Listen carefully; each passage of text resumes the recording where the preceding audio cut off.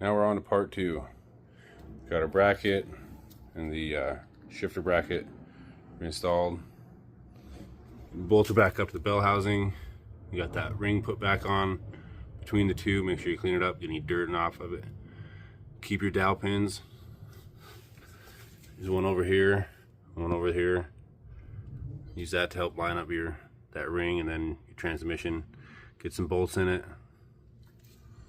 So now once you struggle and fight and get the whole sucker back in, you want to make sure you have a stud coming off that very bottom, a stud, another stud, and then back in there you have your first bolt, and the rest of them are bolts.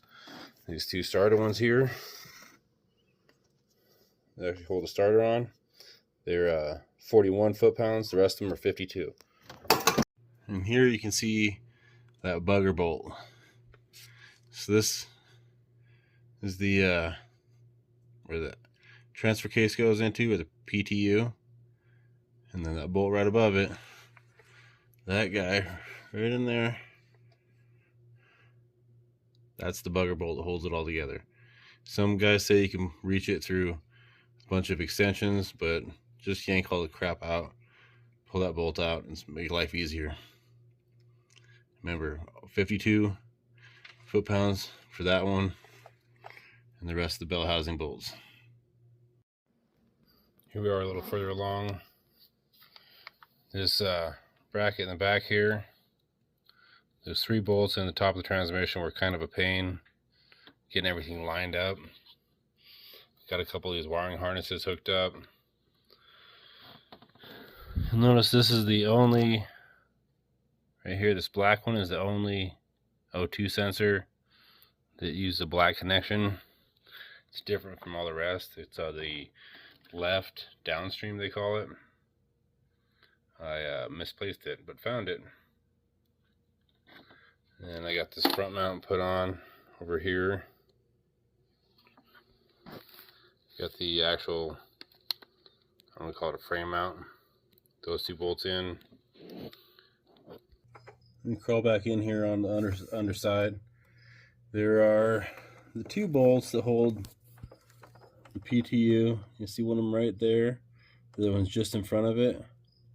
They're kind of a bugger to get back in, but they hold the PTU to the transmission and that bracket. You got to get that out of there when you go to pull everything out. They weren't too bad putting them back in,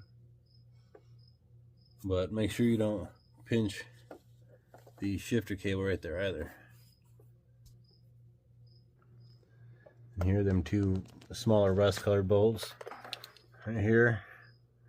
They're the lower bolts on the PTU. I think they were 14 foot-pounds. I'll put a link to all the torque specs, or actually the whole manual I found online. You can find all the torque specs in there.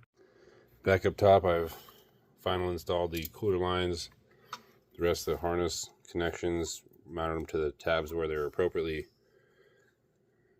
riveted. Put the evap harness back in, linkage, that sucker. Forgot to mention, when you pull it out, squeeze the tab on either side with a pair of channel locks, and it'll slide right out. Little pry bar underneath this end pops right up. Back under the vehicle, the Y pipe connection up in there. Not sure where is it at. Right there. See a little divot or rivet and a slot in the upper pipe. Get those lined up. Bolt that on. Leave it loose on this Y pipe, and then finish your connection here once you're all done. That'll help hold it up while you do that front connection, and then have this slip connection here loose as well. I also got the drive line thrown in. It's kind of a bugger, kind of a long piece of iron, but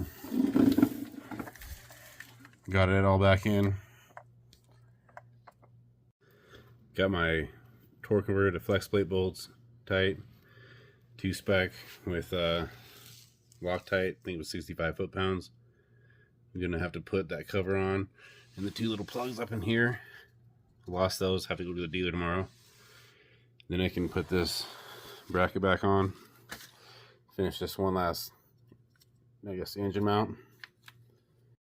Here we are back up top, a couple hours later. Got the washer fluid on, air box back in, 8mm on the throttle body there. All our electrical connections are done.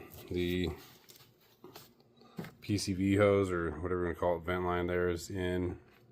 Got the battery charger on for part 3.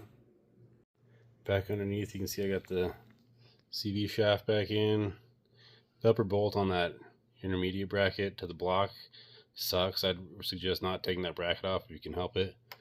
Got the tires back on, what's left of them. Don't forget to torque your ball joint down. Got the tranny cross member back in. Driver's side tire. We're on to step 3. But before we can actually drive it, I've got to tighten this axle shaft nut down and the lug nuts. They got to get torqued to spec, but I'm going to put it on the ground so the wheel don't just spin.